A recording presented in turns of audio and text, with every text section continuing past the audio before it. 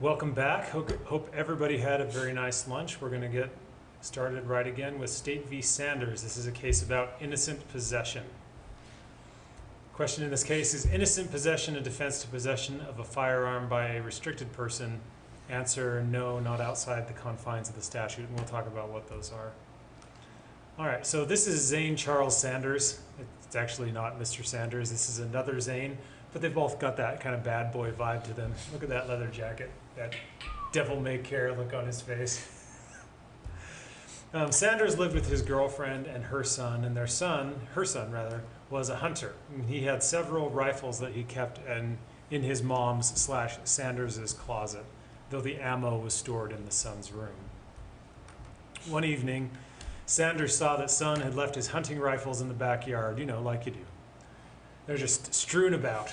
And to be fair, this is what my backyard looks like, only these are Nerf guns rather than real guns, but that's kind of how my house is right now. Sanders was upset because the adjoining to the backyard was an elementary school. So he argued loudly with his girlfriend about the son's mess, and the neighbors called the cops. When police got there, they saw Sanders on the back porch holding a rifle, and he sounded drunk and told the officers, this is from the opinion, quote, in salty if somewhat unoriginal language to get a warrant. So he left the rifle on the porch, which it turns out was fully loaded, and he went inside.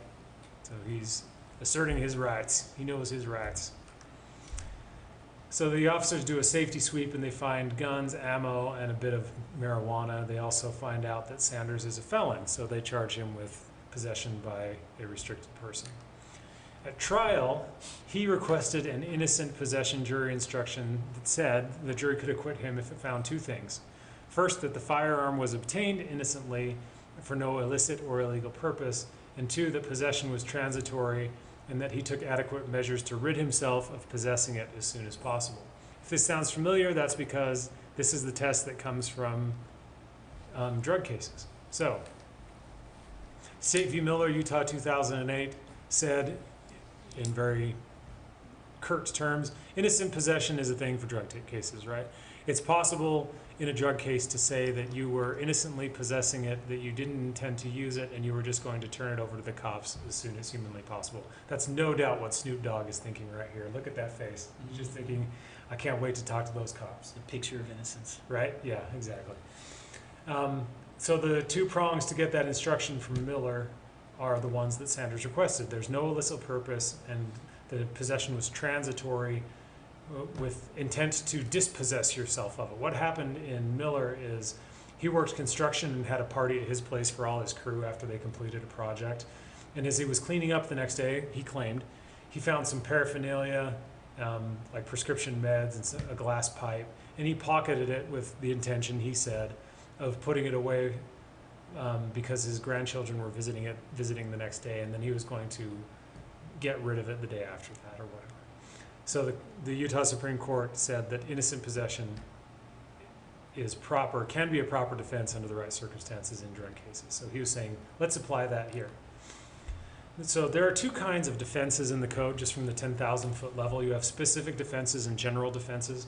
General defenses apply across the code to everything, so something like justification or coercion. Specific defenses apply only to discrete offenses.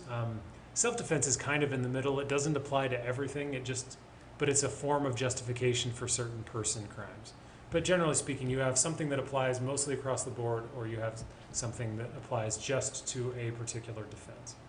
So what is innocent possession is the question here. There's no general innocent possession defense, so it has to be determined on the merits of on what the statute says, right? So here's the statute. Defines category 2 restricted person, and this does have an affirmative defense. It says it's an affirmative defense that the firearm was possessed by the person before they became restricted, it was not used as a crime, it was not being held as evidence, and was transferred to a lawful possessor. So this is for the circumstance where somebody's a gun owner and then they're later convicted of a felony, and they've got a little grace period essentially to dispossess themselves of their firearms now that they fit within the category of a restricted person, and they didn't. So they were already a lawful gun owner, and then their status changed, and now they have a little bit of time to dispossess themselves of their weapons, to go sell them or give them to family members or whatever, right? You have 10-day period. So that's what the statute recognizes. But Sanders says there's this case from the 80s called State v. Davis. Now, Davis was a Utah Supreme Court case from the early 80s. And if you know anything about Utah Supreme Court cases from the 80s, you know that the court was not the most careful or explicit about what it was doing. They would have these really complex cases that they would dispose of in these 3-paragraph per curiam opinions without citing to other authority. It was just, the court was not, to put it charitably, it was not super careful about what it did back in those days. Didn't give a lot of reasons in its opinions. So you have a lot of short opinions with lots of opining, but not much analysis or citation. But in Davis, the court affirmed a jury instruction that said possession required more than innocent handling of a weapon. So Sanders was pointing to this and saying, hey, this seems to recognize an innocent possession defense for unlawful possession of a firearm. On appeal, the Utah Supreme Court just marginalized Davis, and they used kind of a funny word for it. They said the decision was quaint. It was like, oh, isn't that cute? That old little decision that went your way that we're not even going to give any presidential value to.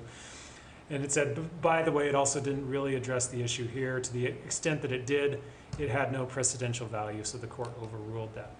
But there is a word of caution really quickly on this. The court says that it could envision a case in which it would be absurd to convict someone of firearm possession. So let's say a felon is visiting the house of another person who owns firearms, and while they're sitting there in the living room, they see a toddler wander out carrying an AK-47.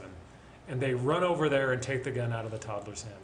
I can't imagine that any of you would charge it under those circumstances. Of course, that story would have to be true, and the likelihood that that story is true under those circumstances is going to be thin, I think. But that's the kind of case the court is saying, if a jury believes that, then that's the kind of case where it would be absurd to apply it to some people, but that certainly wasn't the case here. And Marilyn, we're going to go to slide 256. Please.